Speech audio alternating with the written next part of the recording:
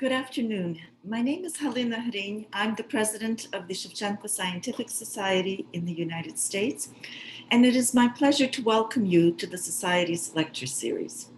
Today's presentation by Professor Yohanan Petrovsky-Shtern on the Ukrainian Odessa of Vladimir Jabotinsky is part of our ongoing effort to expand the parameters of Ukrainian studies, explore fascinating yet perhaps not all that well-known aspects of our history, and to move beyond the beaten path and examine the Ukrainian experience at the intersection with other cultures. My task today is to introduce our moderator, Professor Vitaly Chernetsky, the learned secretary of the Shevchenko Scientific Society and the initiator of today's event. Vitaly Chernetsky is professor of Slavic languages and literatures at the University of Kansas and former longtime director of the university's Center for Russian, East European, and Eurasian Studies. He is the author of the monograph Mapping Post-Communist Cultures, Russia and Ukraine in the Context of Globalization, which also appeared in Ukrainian, and of over 50 articles in modern and contemporary literature and culture. He has also published many translations of Ukrainian literature into English, including a number of novels, particularly by Yuri Andrukhovich. As editor of the Ukrainian series at the Academic Studies Press, he has promoted many of the Society's members and brought their works to publication. Ostap King's edition of the Poetry of New York and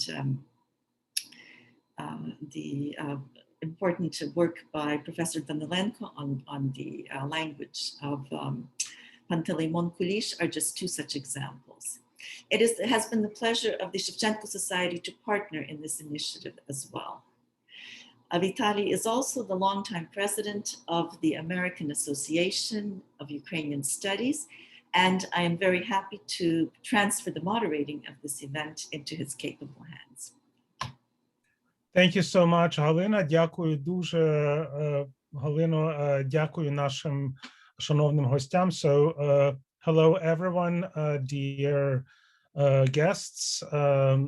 It is a pleasure for me to welcome you here at another what hope will be a really enjoyable and intellectually stimulating event organized by the Shevchenko Scientific Society in the US. Today's event will be in English, but the guests can pose questions in Ukrainian if it is easier for them. Just as a reminder, for posing questions, please use the Q&A question and answer button, which should be in the bottom row of your Zoom on the far right, right next to the button leave. So please do not leave and pose questions instead. And so this would be, we would like to make this event very dialogic and interactive. So really look forward to your questions. And before telling a few more words about our speaker today, I just wanted to give a heads up about two events that the Shevchenko Scientific Society in the US is organizing that will take place next month. The tentative dates on May 15th and May 22nd. And on May 15th, we plan to have a roundtable about the so-called Narbut project, that is a combination of publications and online events, and which was part of a year-long, more than a year-long project commemorating Honoris Narbut, who was the creator of many of the crucial designs for independent Ukrainian state during its first period of independence, 1917-1920. And on May 22nd, we will have another roundtable event, which will be focused on questions of language and Ukrainian orthography reform and current state of the situation there. So again, it will be I think, a really interesting international panel. But today, I'm very pleased to be welcoming here as our speaker, Yohanan Petrovsky-Shtern, who is the Crown Family Professor of Jewish Studies at Northwestern University, where he also is a professor in the Department of History. He has published more than 100 articles and 7 books. And in addition to his positions at Northwestern, he has been appointed as an ordinary professor at the Freie Ukrainian University in Munich, a recurrent visiting professor at the Ukrainian Catholic University in Lviv, and he has received a Doctor honoris causa from the National University of Kyiv Mohyla Academy. And of the many wonderful books by Professor Petrovsky-Shtern, I would like to highlight today in particular a book that is very dear to my heart and that links in some way to the today's topic, and that is his wonderful book, The Anti-Imperial Choice, The Making of the Ukrainian Jew. The book was published by Yale University Press in 2009. I had an honor of having an opportunity to review it, and I was really enthusiastic about it, and my review and my enthusiasm has never diminished. I think this book is really groundbreaking, both in the factual details it brings, but also in its theoretical and methodological approach. So I'm thrilled to have its author as our speaker today. Professor Petrovsky-Shtern, the floor is yours. Thank you. Thank you very much, Vitaly. It's a pleasure to be with you on a panel. It's not the first time that we are together on a panel. It is probably already about 15 years that I'm collaborating with the Scientific Shevchenko Society of America, and I was also honored by the title of the member of the board. I'm really happy to serve this oldest American Ukrainian scientific society that does huge work to promote Ukrainian culture. When we talk about Odessa in general, the city where my father, who passed away last November, was born in 1932, and all my father's side comes from this city.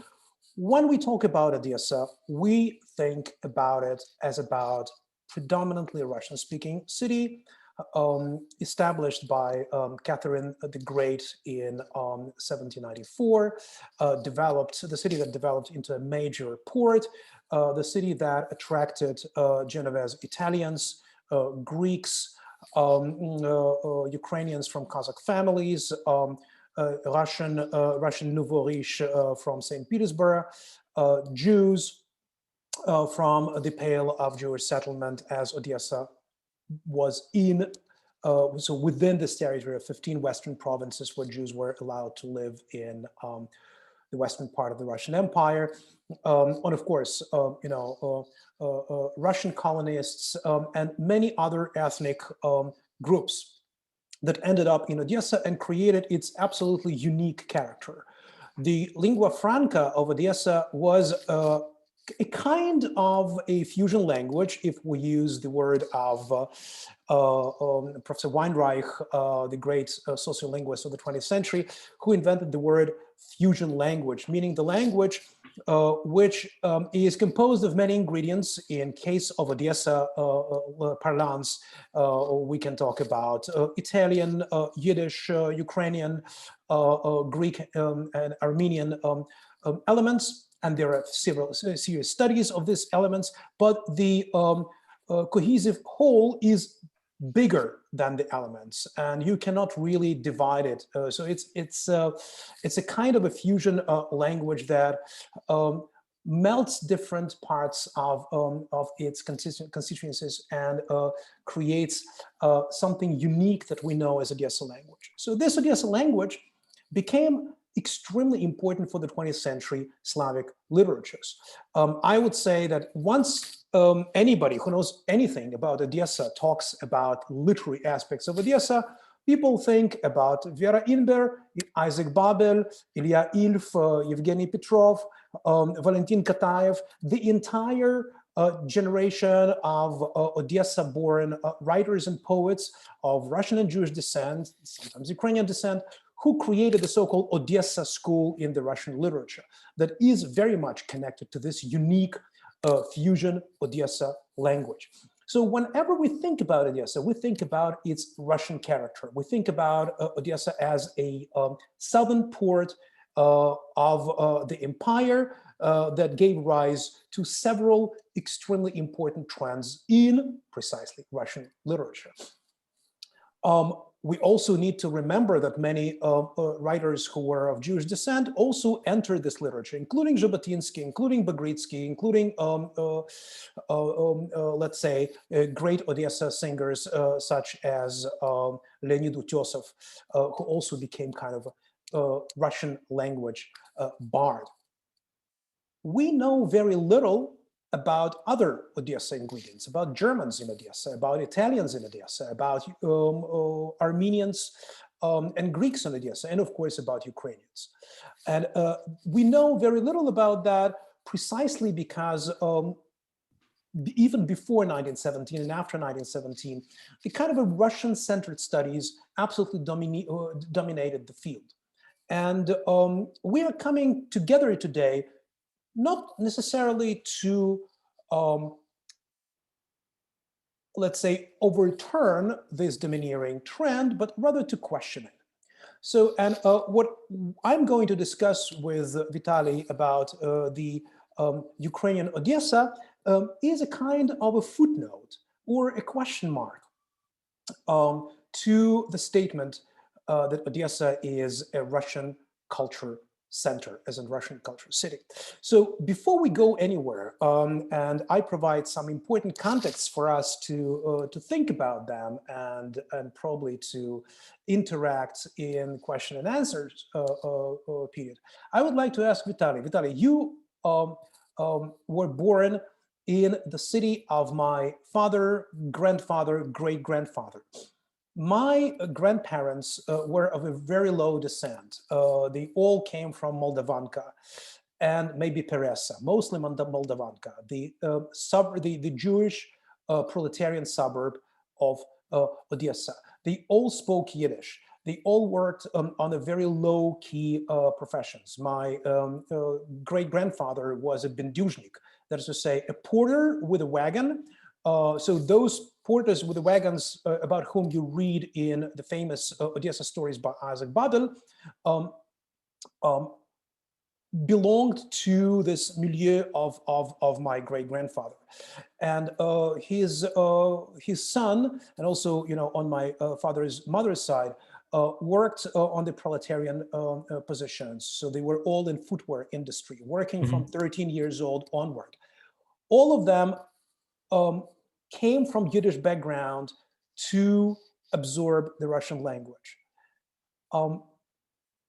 You yourself raised and bred in Odessa. How did you feel the city from the cultural perspective? Did you ever treat it as part of Ukrainian cultural continuity?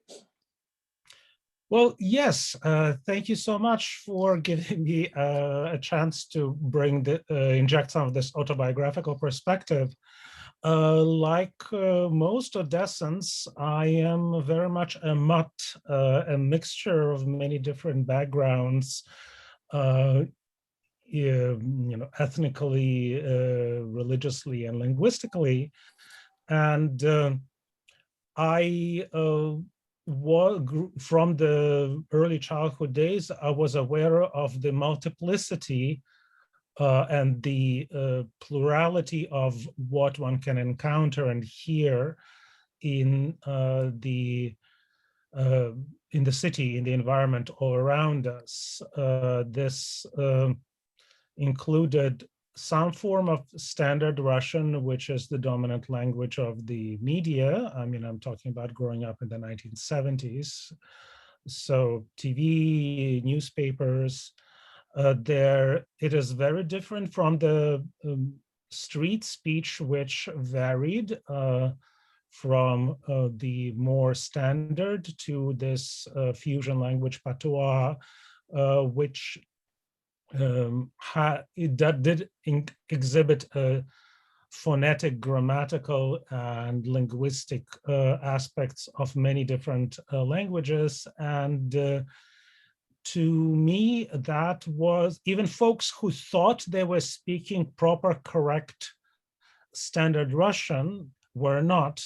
They were throwing in a Ukrainian word here or there, a Yiddish borrowed grammatical construction. So Odessans famously say that the head hurts to them, as opposed to, so мені болить голова, у мені болить голова, а не в мене болить голова, чи у меня болит голова, which would be the standard thing. The wonderful phrases like «Я иду делать базар», which means «je vais faire le marché». So I'm not sure if this is a French language influence, or Turkish words like the Odessans say kabak when they mean what is in Russian tikva and in Ukrainian harbuz, and so on and so forth. So this was there in the city, and you also knew that immediately outside the city limits, a predominantly Ukrainian-speaking area began. And so Ukrainian was a language that was heard very often in the farmers' market, and Ukrainian was a language that occasionally was heard from the city intelligentsia. But I was aware of very few folks who were fully Ukrainophone in their everyday life. In my case, my grandmother would switch to the oral vernacular of her native village of about 100 kilometers north of the city, which was Ukrainian, but it was not standard Ukrainian. And she would speak it to her sisters very fast, and so fast that I would often not be able to follow. And of course, I studied formal standard Ukrainian from elementary school onward. And the one thing that it was very interesting about Odessa's situation in the 70s, and that was Soviet book publishing policy. And with this, I will wrap up and give the floor back to Yohanan. And that is, they sent all the cool, hard to find sort of deficit books in Ukrainian to Odessa because folks to sort of punish, quote unquote, folks living in cities like Kyiv or Lviv, which will be more interested in getting these hard to find books. And you could not find good and interesting books in Russian in Odessa because the local educated classes tended to buy Russian language books more, and you would travel for them to other places, to neighboring Moldova or to Russia and so on and so forth. But this meant also that you had access to a lot of good books in Ukrainian, and I'm grateful to have had a lot of those books with me since my kindergarten days. So one of my first books I read in Ukrainian was the Ukrainian translation of Pippi Longstocking. So that shows you how complex the city's linguistic environment was in the 70s as a little snapshot. Thank you. Thank you for this insight. Your insight, if I may summarize it, tells us two things. First, that there are elements of spoken Ukrainian in Odessa distinct language. And of course, we have to ask where these words are from. And then people such as your mom comes into the fore, and we need to think about people from the villages who are coming to settle in Odessa, and this is part of my story today too. So there is this layer of Odessa population who is already speaking Russian, but at home speaks Ukrainian, whatever version of Ukrainian they are bringing from the villages of the old-fashioned, Tavrida and Kherson provinces. On the other hand, you are talking about the books, right? We are talking about elitist culture. And if there are Ukrainian books, some of them are read, and we, of course, have to think about very few Ukrainian individuals who are interested precisely in that particular elitist, bookish Ukrainian culture. That is a continuity that exists not only in the 1970s, but it is to be seen also in the 1880s, 1890s. So when we read about Odessa, I'm returning to my point, the Ukrainian ingredient, the Ukrainian constituency, so to say, of Odessa is dismissed, marginalized. Yeah, there are many Ukrainian words in Odessa language. Where are they from? That's the first language I asked. And then I looked at the figures and I realized what is going on in Odessa late in the 19th century. According to the Russian census, the only one Russian imperial census of the 19th century, 1897, there were about 50% of the ethnic Russians in Odessa, about 31% of the ethnic Jews, and about 9.4% of ethnic Ukrainians, 5% Poles, 3% Germans, so on and so forth. But 10% of ethnic Ukrainians is not a number that you can easily dismiss, especially if you take into consideration that these people were mostly occupying lower social positions in the cities. They were porters, they were, people who are in services, seamstresses, people who are doing laundry, like a mother of one of my characters today that I'll speak a little bit later, and so on and so forth. People who we call blue-collar workers, right? In addition to them, already in the 1860s, 1870s, there were groups of people, we can call them individuals who were grouping when they were allowed by the government and not grouping when they were, arrested and sentenced to different terms in Russian prisons. But still, we can talk about individuals who were in Odessa and who compose, I would say, the core of the Ukrainian elitist intelligentsia. And these were not the second or third rank people. These were very much first rank individuals who were very visible and who created late in the 19th, early in the 20th century, a group of conscientious Ukrainians. I am reluctant to call them nationalists because they were not nationalists in the direct meaning of the word that appeared, let's say, in 1905 onward. But they created a cultural society of people who are getting together to read translations of classical works into Ukrainian language, to speak the Ukrainian language, to discuss things in Ukrainian, to discuss articles and books by Drahomanov or Hrushevsky, to establish the first Ukrainian language newspapers after 1905 liberalization period in the Russian Empire. I would mention just a few. I would mention the person whose name was Nishchinsky. It was his pen name. This is real name of Petro Baida, who translated classical Greek sources such as Iliad into the Ukrainian language. I can mention Mykola Komarov, who I would say is the founder of Ukrainian bibliography and Chechenkoznavstvo, who lived and worked in Odessa and was also teaching at different Odessa high schools. I can mention Leonid Smolensky, who established a circle of conscientious Ukrainians in the 1870s, and then was one of the founding fathers of what would be called the Prosvita Society in Odessa. So I can talk about each of these people separately because they all deserve a monographic study, which has not yet appeared. There are some good books about Ukrainian society, Prosvita society in Odessa. And from the works of my Ukrainian colleagues, I learned that in terms of its membership, about 500 people in 1906, in terms of its influence, in terms of its publications, people who were engaged in the society, And their major sponsor, somebody, Yevhen Chikalenko, not a small, not a minor name among Ukrainian donors of Ukrainian national strivings.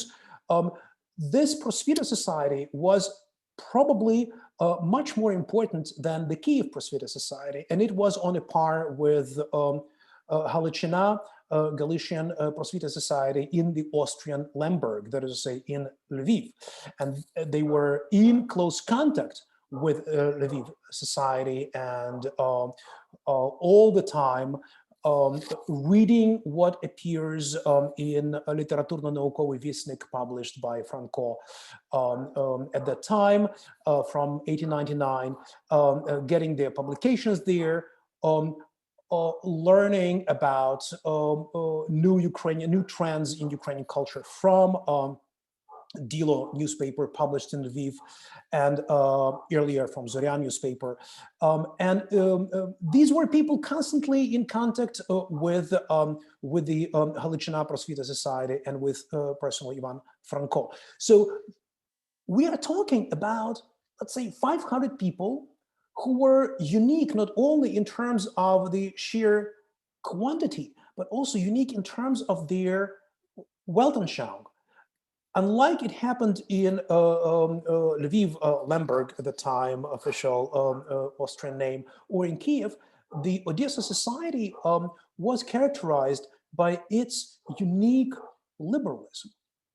Ukrainian Odessa Prosvita Society had Jews, Ukrainians, Russians, Germans as its members. So that is something very interesting and very unusual, and definitely deserves a more serious study than descriptive preliminary studies that we have seen so far.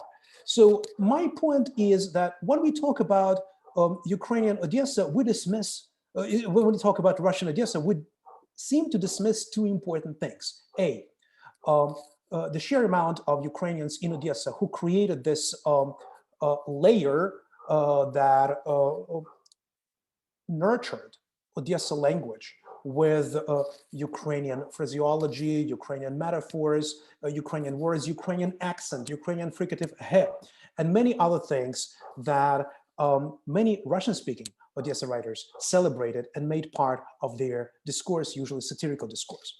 Second, we neglect the presence of a very considerable amount of conscientious Ukrainians who created this milieu of Ukrainian intelligentsia. I would think out loud even about the parallel in the 1870s when this first Ukrainian groups of people or groupings, they were very much informal, emerged on the cultural horizon of Odessa. At the same time, the person whose real name is Asher Ginsburg and who comes to Odessa from a shtetl in the Pale of Settlement, settles there and secularizes himself and becomes a major Hebrew-speaking center of several societies, several clubs like Bnei Moshe and others, Sons of Moses, who develop oral skills, Hebrew oral skills. And he gathers these people around him to instill oral Hebrew among the very much assimilated, very much Russified Russian, Jewish, Odessa-based intelligentsia. So the same kind of a phenomenon we see among the Ukrainians. The only thing what we do not know if there are any contacts. And that is precisely the topic of our conversation. Does it make sense, Vitaly, what I'm saying about the dismissed or marginalized Ukrainian studies when we come to the discussion of Odessa as a cultural phenomenon?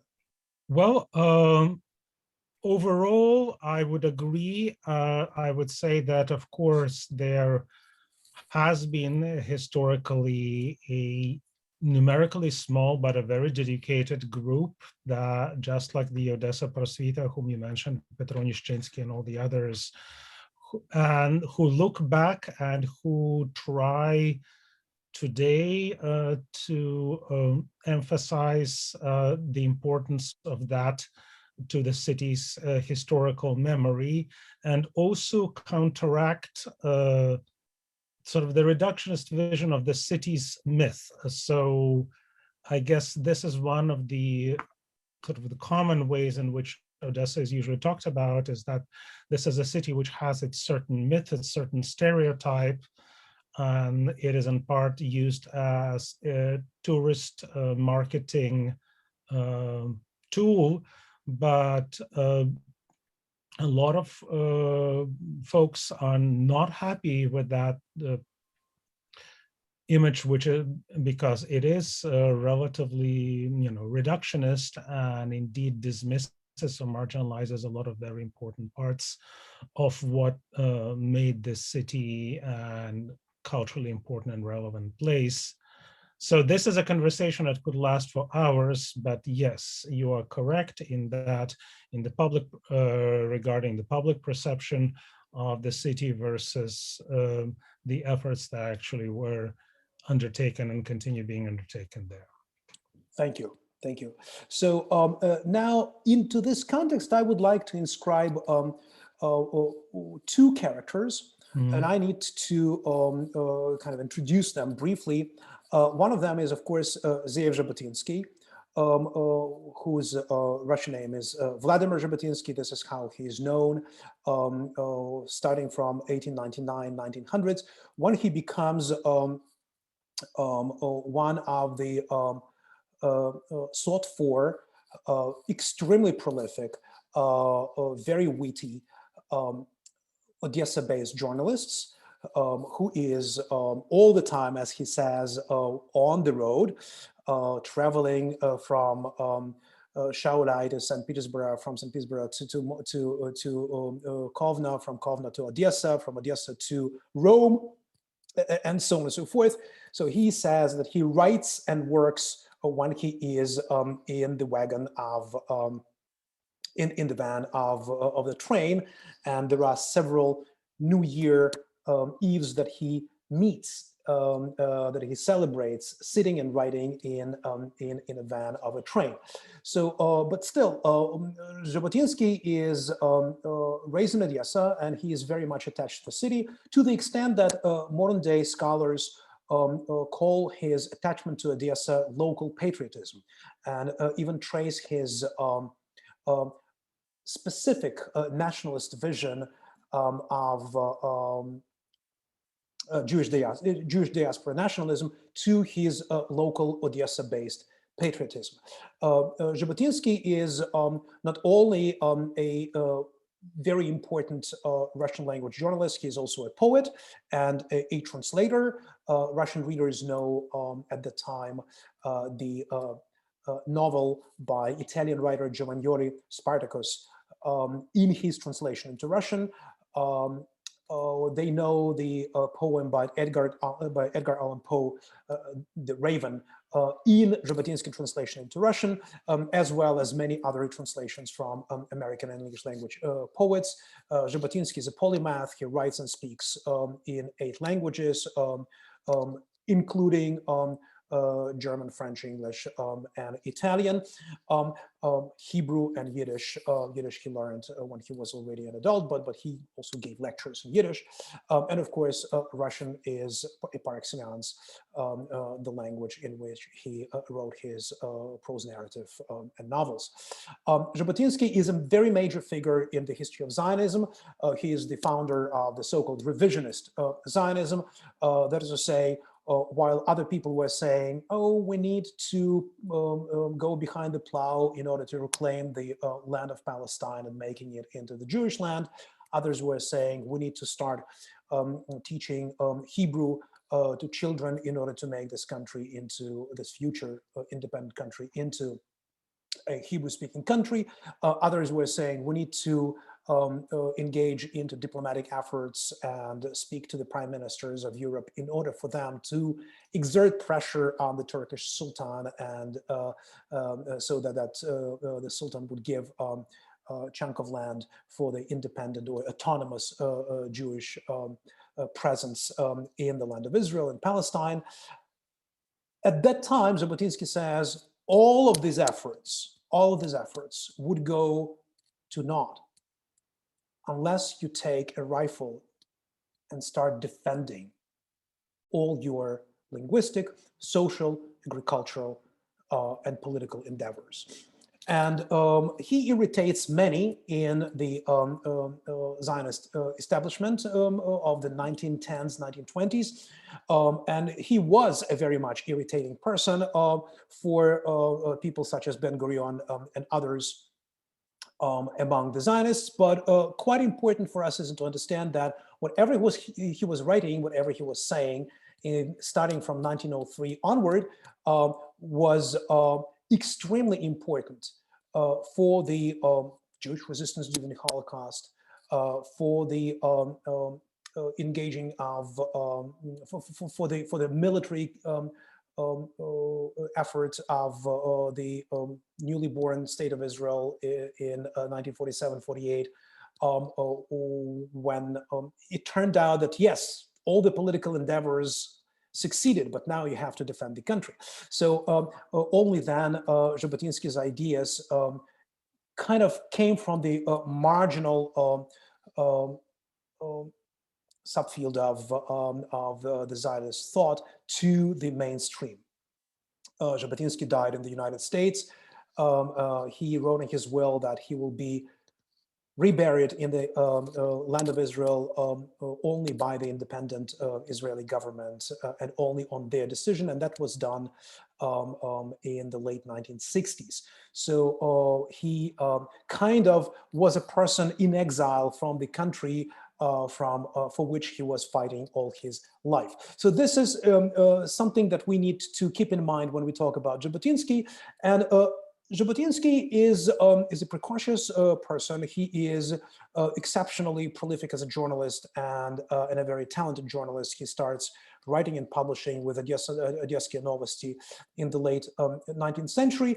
And at that time, he's already a matured person, very much interested in the fate of the stateless ethnic groups, ethno-national groups, as they are called at the time. And at that time, I would like to introduce another person to our discussion who is very well known to the Russian-speaking population in Odessa, and of course to anybody who is Russian-speaking, wherever this person is in the United States, Canada, or Israel, or Ukraine. Why so? Because this person is usually connected, this unnamed person who I'll introduce in a minute and a half, kind of a riddle, is connected to something that everybody who is Russian-speaking learns, studies, and knows by heart when a person is a child. I'm talking about Kornei Chukovsky, the person who is born in Odessa as Nikolai Korneichukov, to a Ukrainian-speaking mother of a peasant stock. She's seduced by a high-profile Jewish student who eventually becomes high-profile and very wealthy Jewish student, and abandoned by him. She moves to Odessa. He does not support the family. Her husband, Korneichukov, I said husband, partner, we would say today. They were not married. And their son, Chukovsky, future Chukovsky, is born according to the Russian documents as Bystruk, as a person without father, which makes the family really a pariahs in the eyes of Comme-il-faut Odessa dwellers. So why am I mentioning Nikolai Korneichukov? Because Nikolai Korneichukov, let me call him Korneichukovsky, is not only perhaps one of the two most famous Russian children's writers, but he is a very prolific journalist, a translator of English and American literature into Russian, and a very important literary scholar who, I would say, prefigures structuralism, formalism, and semiotics. That has not been mentioned and has not been said out loud because he uses the methods in literary studies that would be discovered 20 years after he writes his works, maybe 50 years, 60 years. But he is not using this heavy scholarly academic language charged with the semiotic or formalistic notions, but rather he uses his very light, very easygoing journalistic language, which makes his very serious literary works readable.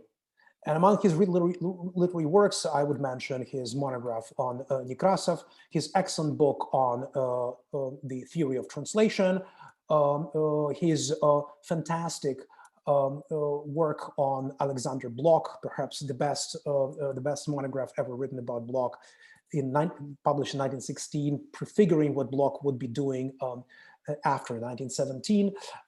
And by the way, one of the 10, if not 5, absolute best articles about Taras Shevchenko. And here we are getting to something very interesting. Once Chukovsky, who was, a very big name already in the 1900s, 1910s in St. Petersburg, took Ivan Bunin to the shore of the Baltic Bay, one of the bays of the Baltic Sea, and they were rowing. And Chukovsky wanted to convince Bunin that Ukrainian literature is great literature, that Taras Shevchenko is a great poet. And he started to recite the poetry of Shevchenko out of his memory. And they ended up in the open sea. Only because Bunin was also a good rower, they managed to get back to the shore. But my point in telling you this brief anecdote is that Chukovsky knew hundreds of poems of Shevchenko by heart, loved Shevchenko, and most likely instilled the love of Shevchenko into his classmate and very close friend, Vladimir Jabotinsky. That was the moment when we have to say that they were pals in the 1890s in Odessa. They spent 2-3 years at the same school, from which Jabotinsky was transferred to what is known as Richelieu Lyceum in Odessa, and Chukovsky was simply kicked out from the school as the son of as a representative of low classes, syn kucharki, as they were, as these people were called at that time, the son of a kitchen lady. So he was kicked out of the school, and he became what we call a self-taught person. But it was Jabotinsky who brought the first essays of Shevchenko to the Odessa newspapers and helped him to get published. So I can talk in detail about the relations between the two people. I'll just refer you to a book which is not a great book from the point of view of analytics, but it brings together each and every article where Jabotinsky and Chukovsky talk to one another and use one another's ideas in the 1900s, 1910s. Among these articles, it's very important to mention the article of Kornei Chukovsky about Shevchenko, 1911, and the article by Zeev Jabotinsky about the jubilee of Shevchenko, written in 1911. And here we're coming to something very important. Jabotinsky writes about Ukrainian culture, Ukrainian language, Ukrainian national endeavors, the importance for the Ukrainian people to disassociate themselves from the domineering Russian culture, the importance for the Russian liberals to understand the uniqueness, distinctness, and ethno-national character of Ukrainian culture. And he does that consistently in the late 1900s, early 1910s, and publishes his multiple articles in the book of feuilletons in 1913, of which 1/3 are dedicated to the Ukrainian issues. When we look at these articles, we can discuss them analytically, and I'm happy to do that. But my question was, when I opened them, where is it from? We're from Jabotinsky, who is brought up by a high-profile, I would say, upper middle class Jewish Russian-speaking family in Odessa. Where is his knowledge of the Ukrainian stuff from? And it turns out that Chukovsky and Jabotinsky had a very important exchange. Jabotinsky constantly spoke to Chukovsky about new types of cultural ethno-nationalism and the importance to think about self-determination of the stateless ethnic groups. Italians, before they created the independent state under Garibaldi and Vittorio Emanuele II, Hungarians, before the dual empire is created in 1867 and becomes the dual Austro-Hungarian Empire, Czechs and Slovaks, Ukrainians in the Russian Empire, Poles in the Russian Empire, Irish under British Empire, and so on and so forth. Jabotinsky is emphasizing the importance of the respect toward the stateless nations and ethno-national groups, as we call them today, and their cultures. And that is kind of a leitmotif of his dozens, if not hundreds of articles. So it is not only about stateless Jews who are trying to establish themselves in the land of Israel, Palestine. It is about any kind of ethno-national diasporic or non-diasporic existence that needs to lead people to self-determination. Ukrainians are a very important part of Jabotinsky's thinking out loud about these stateless ethno-national groups. So whenever Chukovsky publishes an article about nationalism, and he has quite a number of those in the mid 1904, 1905, 1906, the discourse about nationalism that he uses to think about stateless cultures in his articles comes from Jabotinsky.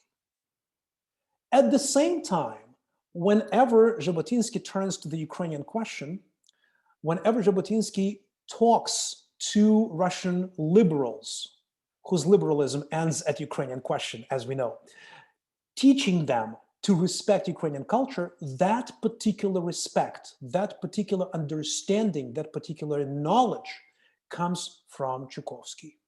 Chukovsky introduces Jabotinsky to Komarov.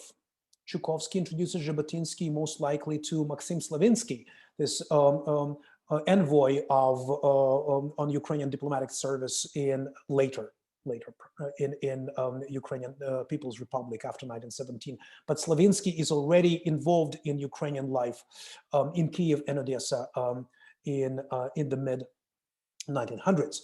So Chukovsky is kind of liaison who is bringing Jabotinsky to the Ukrainian culture. And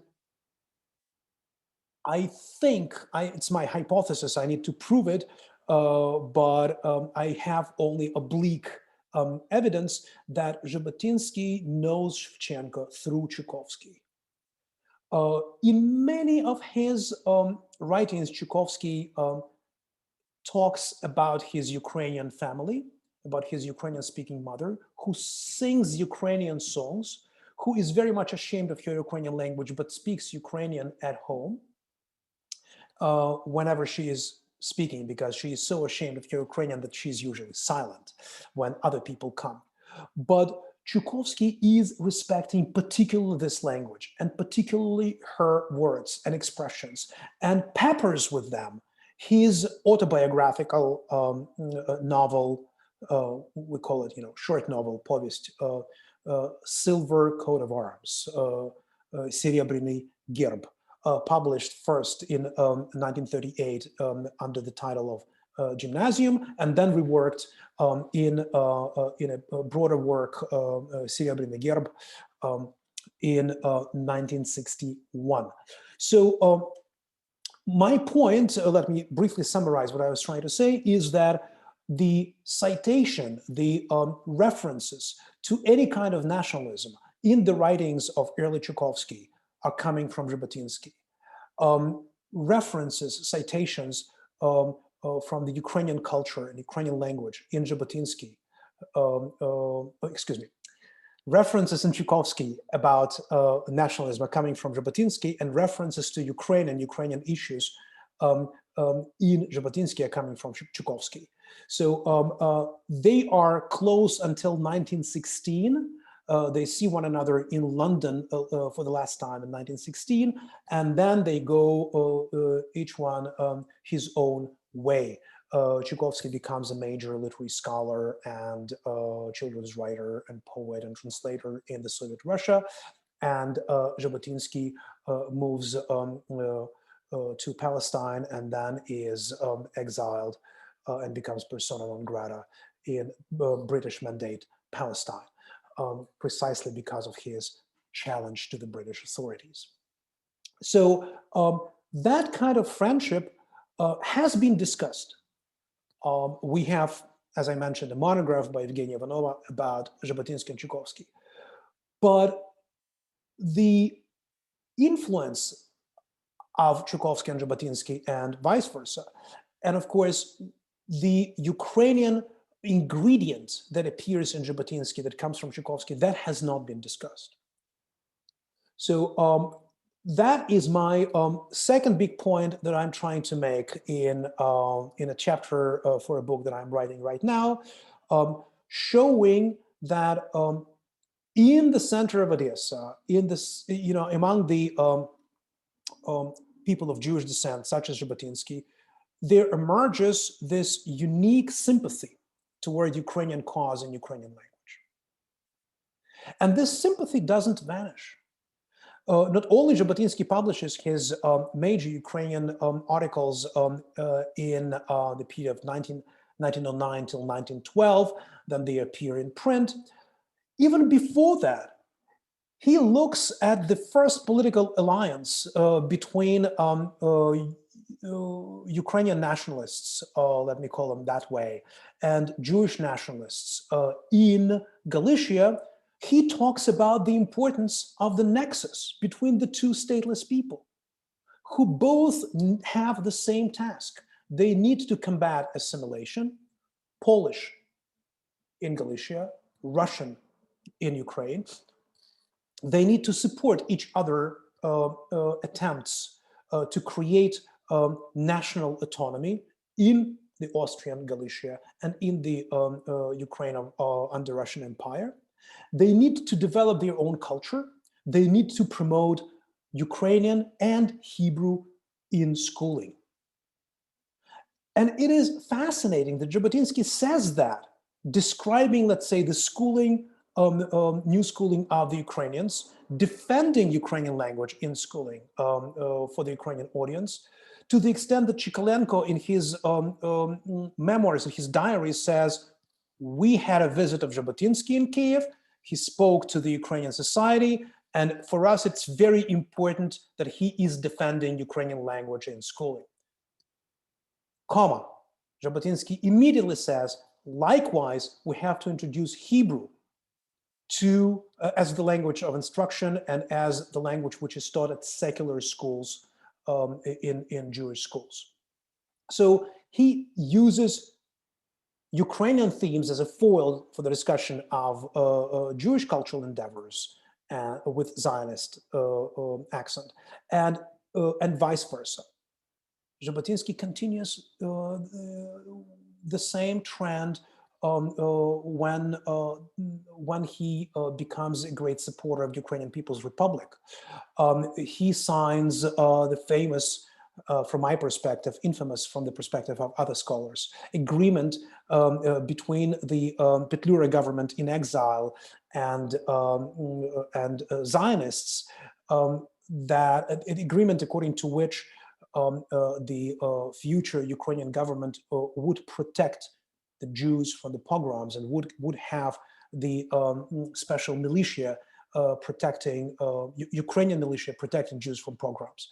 Jabotinsky is also doing something unique and very interesting. He is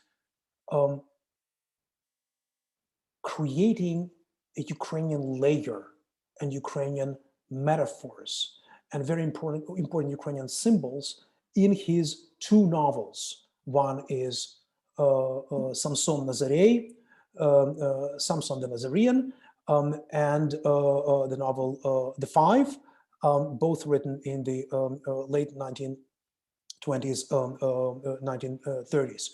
So two kind of last big novels of Jabotinsky. And if you read these novels, not through the prism of a person who is trying to find elements of Zionist ideology in them, and not from the point of view of a person who is trying to inscribe these novels into Russian literature, both things should be done. But if you read this novel as a person who is asking what other elements, linguistic, cultural, geographic, these novels have, you will find Ukraine there. So my point is that Ukraine for Jabotinsky is a lifelong, looking for the word, attachment, lifelong allegiance. And it is something that I would like to discuss, as you mentioned, for one semester, which we do not have. So I would like to make a brief stop here and ask you, Vitaly, you probably, as a scholar of Ukrainian culture, do find these examples of Russian-speaking Jews who discover Ukraine and who are attached to Ukraine. What do you think about that? Why is this important? Why do you need to study that? Well, I think it is important precisely for these reasons of cross-fertilization and mutual dialogue, and mutual enrichment through dialogue that you were emphasizing. And this is something that happens at many different stages in cultural history. For, say, Ukrainian Jewish dialogue, it's also the dialogue between dissidents who found themselves imprisoned in camps during the Brezhnev era and talked to each other, and that had a profound influence on both groups.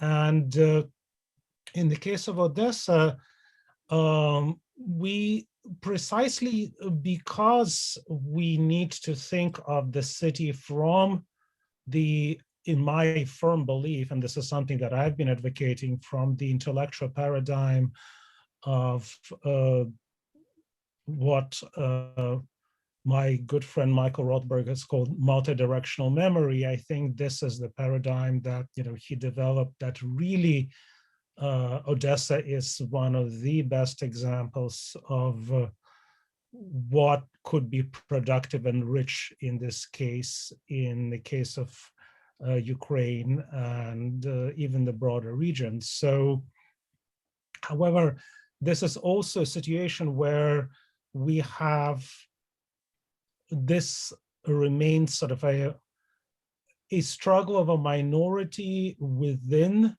those who study the city or within work into the city to make this view heard. So the question is, how strongly do folks listen to this minority? How much does the intellectual effort and public intellectual activism, if you wish, of folks associated with this point of view, how much of a difference it is making. And it depends on how you measure and what are the sort of the target audiences you're trying to reach.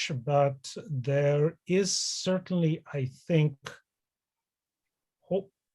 a transformation afoot that is happening in this city, because for the permanence of a particular myth, we have to always think that how many times Odessa has transformed radically. And even if we go to before 1794, and that actually there was an urban settlement, a small but an active one under Turkish rule. So yes, all of these things are profoundly linked. Thank you, Vitaly. Regarding the feedback to the efforts of these people, let's say regarding the feedback of Jabotinsky's colleagues to his Ukrainianizing zeal, to his support of Ukrainian movement, I would like just to read to you 2 lines of his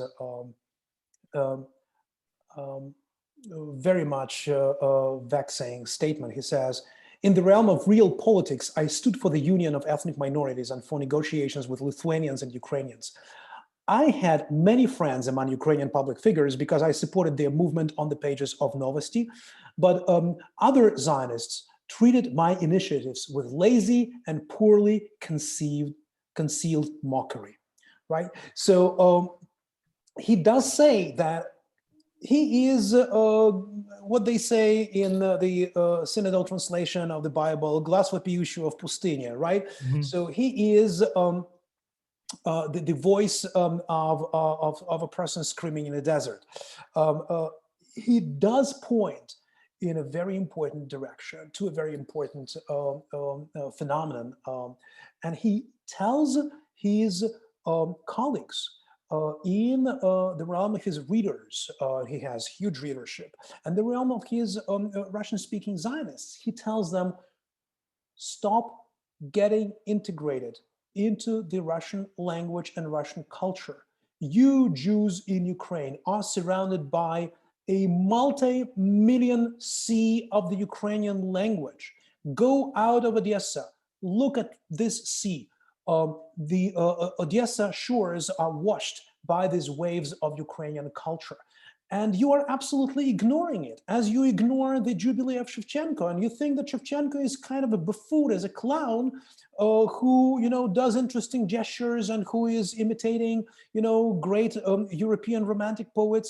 No, Shevchenko is not only a Ukrainian bard. Shevchenko is not only a Ukrainian ethnic poet. He uses the word народный, you know, we can say people's poet. Shevchenko is a national poet. And he makes a big deal out of that. He says Ukrainians are not just an ethnic group that speaks, you know, kind of a language that Russian liberals consider a dialect, you know, little Russian dialect. They are people with a distinct culture. Shevchenko is not only a folk poet, he's a national poet, right? And Ukrainians are a nation which you cannot ignore. What is the response of his friends Zionists? They shrug their shoulders. They do not see what he sees. They do not understand what he understands. And they are comfortable in their Russian culture. He is not. Today in the morning, kind of a lyrical moment, personal moment, I got a message from the editor of the volume for which I wrote a chapter on the Ukrainian ideas of Jabotinsky.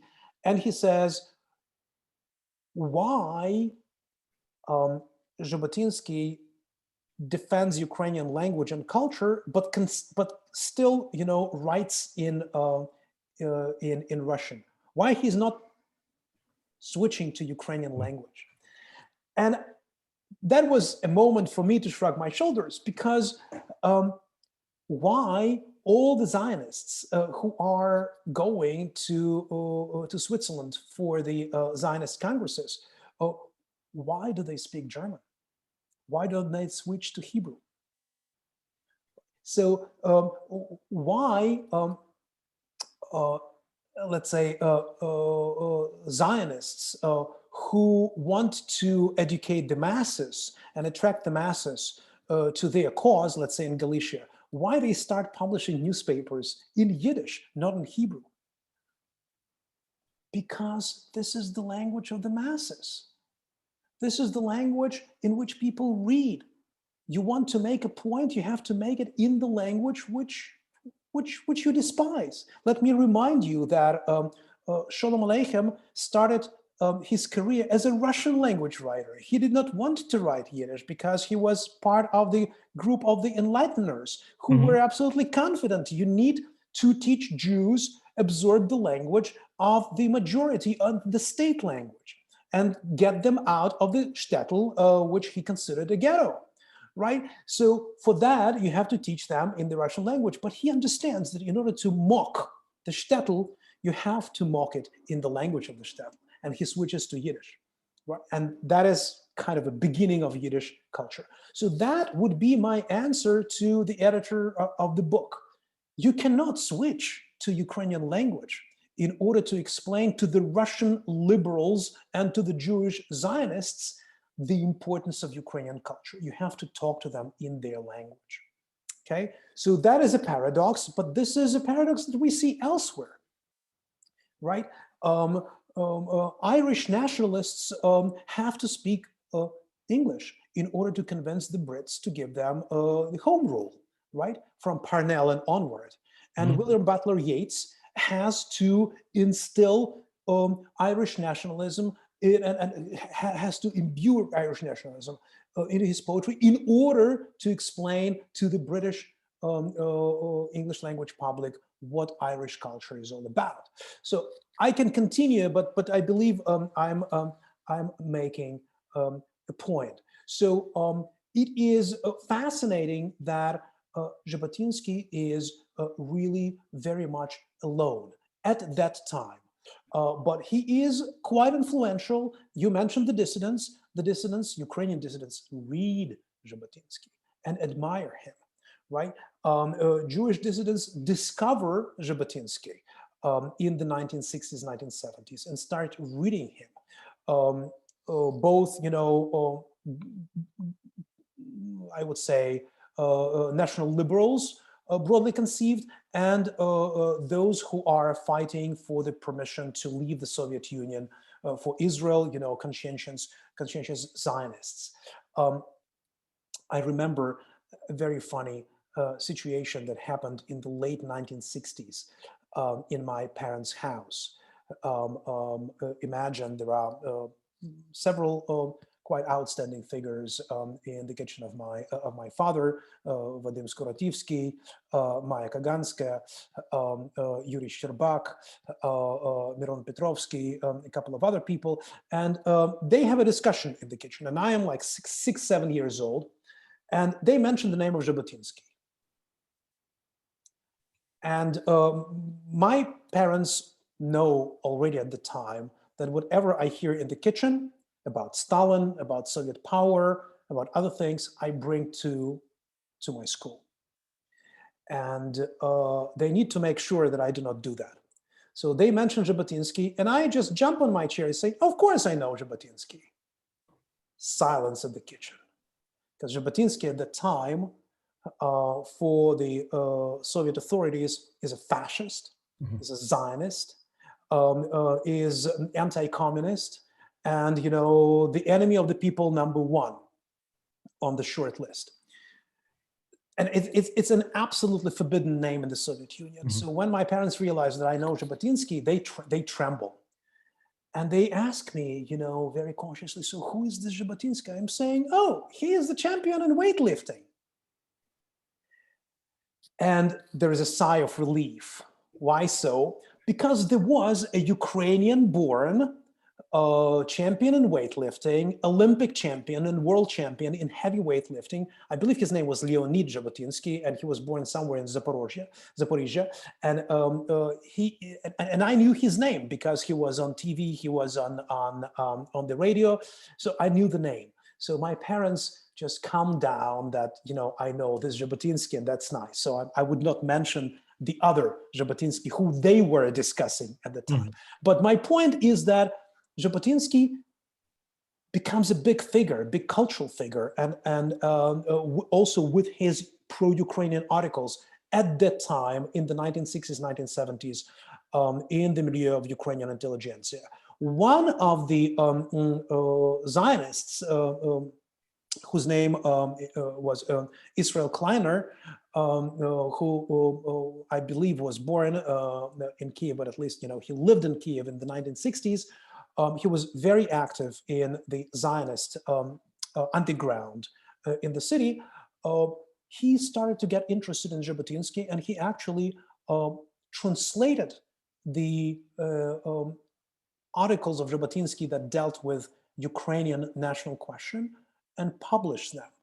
And he published a book about Ukrainian question of Jabotinsky. It's a descriptive book. It's not very, you know, advanced in terms of its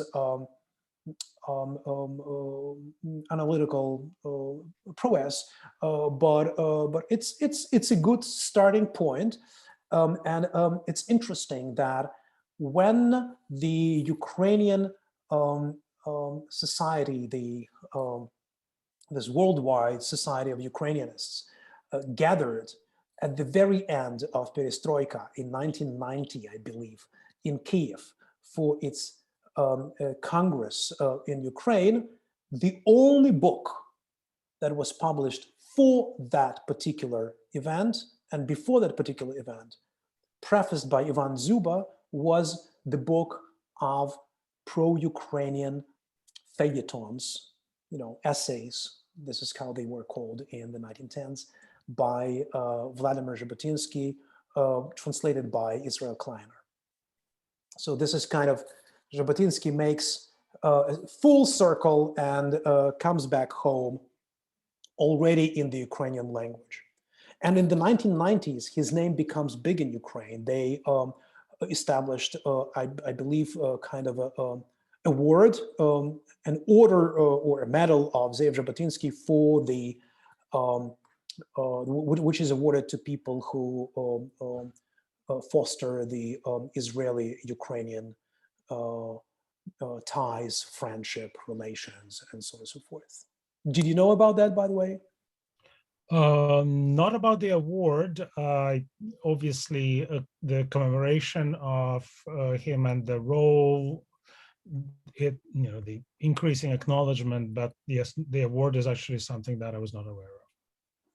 Also, something important: if you open Ukrainian policy encyclopedias, you will see monographic articles on Jabotinsky as a very important political figure for the Ukrainian national endeavors. We have quite a number of questions, at least two that I see. Maybe we should switch to that. Yes, I was going to encourage, given that we only have about 16 minutes left. So two questions from colleagues, and big thanks to both, and good to see them. The first one is from Matt Pauley, and thank you, Matt, for being here. In Matthew's book, Breaking the Tongue, which takes studies Odessa in the 1920s. So he says, I wrote about Mohyla Slabchenko, a noted professor of Ukrainian history at the Odessa Institute of Public Education, as the university was called then, a Ukrainianizer and a victim of the SVU affair. Slabchenko and Jabotinsky were contemporaries. Jabotinsky was only 2 years older. Are you aware of any contact between the two of them? If emerging Jewish intellectuals such as Jabotinsky and Odessa were aware of the predicament of Ukrainians in the Russian Empire, how did the Ukrainophilic student societies, such as the one that influenced Slabchenko in his youth, discuss the predicament of Jews? Thank you. Thank you, Matt, for this question. I unfortunately do not know anything about the context between Slavchenko and Jabotinsky, but we have to take into consideration that Jabotinsky was a public figure, and he was very often an invited speaker, also by the Ukrainian societies, in Galicia, in Kyiv, and in Odessa. It might very well be that Slavchenko was simply in the audience when Jabotinsky was talking. Jabotinsky was also part of the literary society in Odessa that brought Ukrainians, Greeks, Jews, Russians together for the literary parties. It is very possible that Komarov and Slavchenko, Slavinsky and Chikalenko and Jabotinsky just met there. The only thing is we need a proof. And quite often in my studies, I have not only to dig deeper and find what I need to find, but I also need to create a context that doesn't exist. You know, when I came to the study of the Jews in the Russian army 25 years ago, I realized that in order to write a book about Jews in the Russian army, I have to recreate the social history of the Russian army that did not exist, because Russian historians are interested in uniforms and battles. They're not interested in how the soldier lives everyday life. I'm bringing this parable just to explain that I'm in the same kind of a situation when I try to study Ukrainian Odessa. I would like to inscribe Jabotinsky into it, but I need very serious, in-depth studies of the Prosvita society, people in it, its cultural endeavors, its parties, its publications, its outreach, its network. We do not have that. I would like to have that. It doesn't exist. So I would like somebody to create that. So he will greatly help me in my own endeavors. So, and there are things that I simply cannot do in an article of 40 pages. But I do think that reconstructing personal relations between Jabotinsky and Slavinsky, between Jabotinsky and Slavchenko, between Jabotinsky and, let's say, Chikalenko, is an important part of what I am doing. Another thing is that I would like to do that focusing on the period of time of 1899 till 1913, because later it's much easier to reconstruct the context. But the context of the early 1900s, Ukrainian context of Odessa of the 1900s, is just not studied enough, well enough for me to answer your, Matt, excellent question. All right, thank you. And again, there is another next question from Vasil Makhno, a question to both speakers. In the early 1920s, the Vuvku Film Corporation was established in Odessa, where many important Ukrainian directors, actors, writers, and painters worked, among them Dovzhenko, Bazhan, Yanovsky, Buchma. In the 1960s, Boris Necherda was a prominent Ukrainian language poet who lived in the city. In the 1980s, Taras Fedyuk was active there, and currently Boris Khersonsky, of course, who is made a conscious choice to become a bilingual poet, and that he writes both in Russian, the language that he originally wrote, and he writes more and more in Ukrainian. During the Euromaidan period, Odessa was split between a strong anti-Russian position and a strong pro-Russian one. Of course, Odessa is a multicultural space for many ethnicities and cultures. What do you think of the future of Ukrainian Odessa?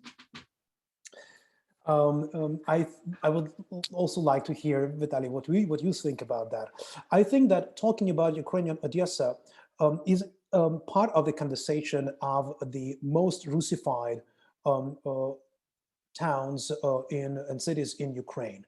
Let's say Luhansk, Donetsk, Kharkiv, and Odessa. They would be in that category. So Odessa is a kind of a extreme example among other examples of this thoroughly Russified cities. I do not see Odessa becoming Ukrainian language city anywhere in the next 10, 15 years. But I do think that Ukrainian language in schooling and the growing number of Ukrainian publications and conscious choice by Odessa-based intelligentsia might change the tide. And it takes, well, half a century to create a city that speaks its own language. But it also very much depends on the state policy on the Ukrainian language. Prague, this is the example that Jabotinsky likes very much when he talks about Ukrainians. Prague was a German language city, right? One of the major capital cities in Austro-Hungarian Empire, in Austrian Empire, in Habsburg Empire. And because the urban dwellers of the first generation who are coming from the village families and who speak Czech did have a sense of their own ethnic, cultural, national dignity, they brought their Czech with them into the university auditorium, into the cafeterias, into the streets, into the political life. And it took about 30 years for Prague to become a Czech language city. And Kafka was already shrugging his shoulders, looking around and saying, well, we Jews were integrating German culture and developing ourselves as German language intellectuals. He says in a conversation with Gustav Janoch or in a conversation with Max Brod, but now we are surrounded by the Czech-speaking people. What do we do with that? Kafka knew Czech, Kafka could read Czech. I don't know how well he spoke Czech, but he understood that is a process which he is observing that unfolds right in front of his eyes. We might have the same thing happening in Odessa. Should people who are coming to Odessa to live there and establish themselves there have a sense of a national cultural dignity and not a sense of a Ukrainian language as something they have to leave behind in order to become city dwellers and speak Russian. Thank you so much. Yohanan, I absolutely agree with everything you had to say. I just would comment with a couple of personal anecdotes in a sense that, in the English language sense of the word, things that have happened. As some folks here know, I had to make an emergency trip to Odessa in February for my mother's funeral. And one of the major changes I observed is that, yes, in all the establishments, people now, all the employees, when they address customers, speak Ukrainian first. And some people continue conversations in Ukrainian. So when I had to go into a Kyivstar office downtown, the conversation happened entirely in Ukrainian. And you see that people are comfortable speaking in this language, especially the younger generation. I see problems of resistance much more on the much older generation, basically people in the 50s and older, sort of folks who are younger than that, are already much more malleable. And the second, it's very important that you say that the people continue moving in. This is a city which many people moved in and moved out continuously throughout, centuries. So its population is malleable, and in that change, what is it that people absorb? That if a Ukrainian Nafon person moving to the city does not indeed suppress, as it was a tendency in the past, as was a tendency of 3 of my 4 grandparents who were born in the countryside. Only 1 of my 4 grandparents was born in the city, and they moved to Odessa in the late 1920s, early 1930s, during the great, migration. They switched to Russian to what they thought to ensure a better future for their children. If this is not the choice that people will be making, this will make the situation much stronger and more successful for the future of Ukrainian Odessa. Professor Anna Protsik mentioned Israel Kleiner's book that was also published in English by the Canadian Institute of Ukrainian Studies, which is something that we have here that Professor Petrovsky-Shtern has mentioned. So thank you so much, Anna, for reminding us about this. Given that many questions, and she has also added another comment about him and Mazzini, who is a prominent subject of her research, and that Jabotinsky was one of the most consistent Mazzinian in the 20th century. I guess this is also more of a comment. A question from Oleg Kotsuba. Do you by any chance examine the parallels between Jabotinsky and such ideologues of Ukrainian nationalism as Dmytro Dontsov? In his recent book on Dontsov, Trevor Ehrlicher argues that Jabotinsky was more radical in his position, calling for the breakup of all the world's empires, propounding an anthropological theory of nationalities, etc. Yes, I did. I looked at the parallels.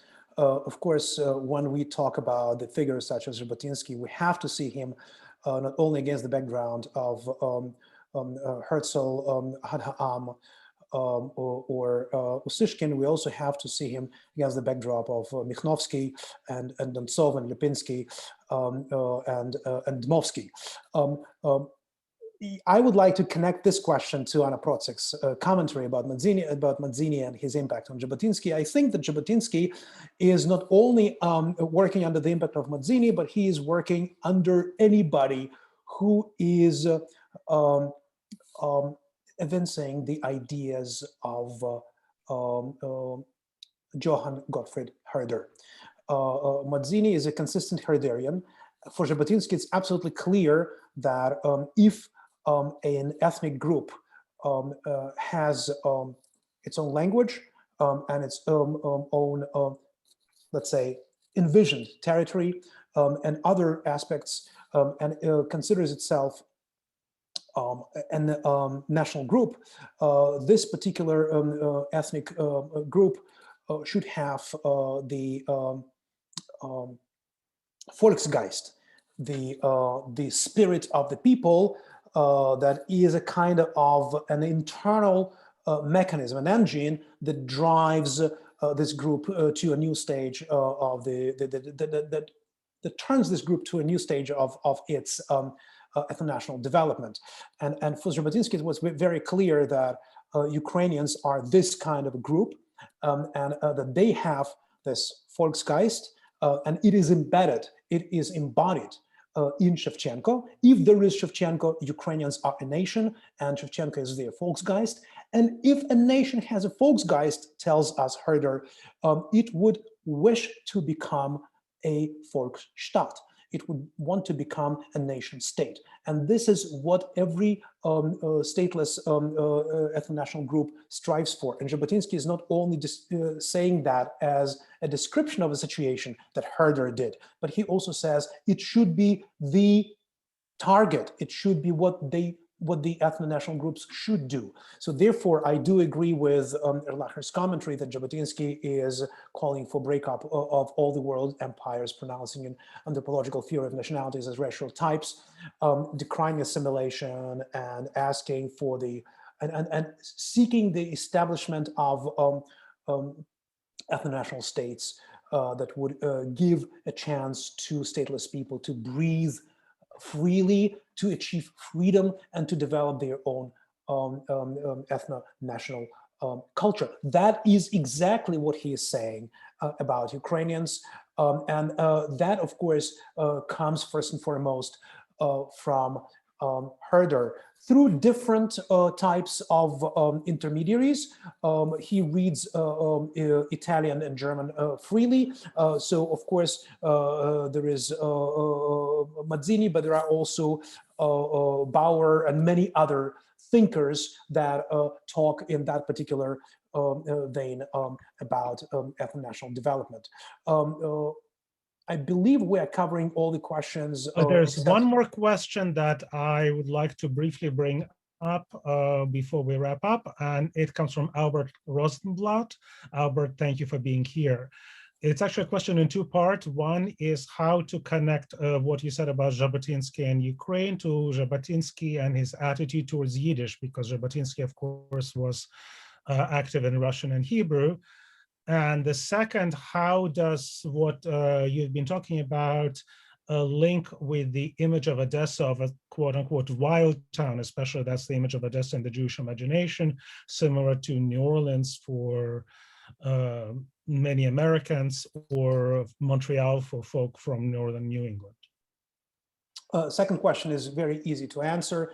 There is a famous proverb that the flames of hell start 50 miles from Odessa. That is to say, Odessa was viewed by 98% of East European Jews as an atheistic city, which of course it was not. It was secular, it was traditional, it was not atheistic in any particular way, but it was, you know, kind of a liberal, open city where people were going to the synagogue, but were not fanatical about their everyday fulfillment of mitzvot, of the Jewish commandments. And this kind of a myth kind of has a towering presence in Jewish imagination, that Odessa is the headquarters of atheism. Again, which I would refuse to accept seriously. And another question is about Yiddish language of Jabotinsky. Jabotinsky says that he learned Yiddish when he was already an adult. There is, by the way, Albert, online a recording of the Yiddish lecture of Jabotinsky. I don't know if he reads it, but he provides an impression of a person who is reciting it. So he does speak and does preach in Yiddish, his political sermon, and does bring his Zionist gospel to the Jewish crowd whenever he goes, if he needs, in the Yiddish language. To say that he learned Yiddish when he was an adult is a correct and inaccurate statement. A person who is of Jewish descent, who is raised in Odessa, would pick up Yiddish in the streets. The amount of Yiddish-speaking people among the vendors, among the beggars, among the people who work in the stores, among the everyday acquaintances is difficult to overestimate. So he was, of course, exposed to Yiddish on everyday basis. Then learning it as a language in which you write and read is a different story, right? We cannot say that it is a person who learned Yiddish from scratch, not knowing how to write Yiddish letters, Buchstaben, when he was an adult. It was not the case. I believe I covered all the questions. Wonderful. We are 3 minutes over our official allotted time, but I'm so glad that we've had both these lively questions and a very intellectually stimulating and engaging and fascinating talk. Thank you again, Yohanan. It's always a pleasure to have you as a speaker, and I'm sure not only I, but all the audience members are now eagerly awaiting the publication of the article that this talk is based on. For our audience members, thank you so much for joining us. Please like the Shevchenko Scientific Society in the US page on Facebook. That's a good way to stay in touch. Please go to our website, which is shevchenko.org, and subscribe for email updates, and consider joining the society and applying to become a member. And again, thank you.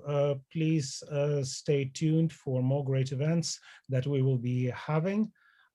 Thank you so much, everyone. This concludes today's event. Thank you very much, Vitaly. Thank you very much. Halina, it's a pleasure to be with you, to be continued, as they say. All right. Okay. На все добре. На все добре.